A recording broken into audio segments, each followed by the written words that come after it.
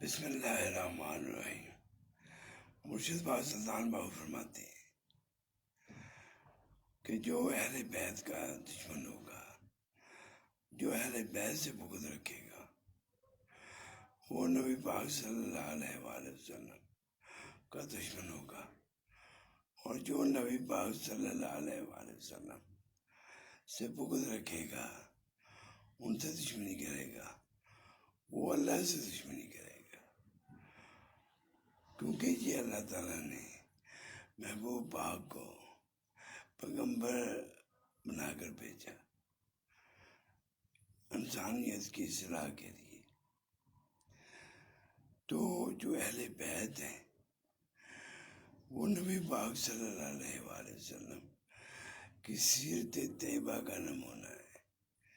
اللہ ہم سب کو اہل بیت کے مطابق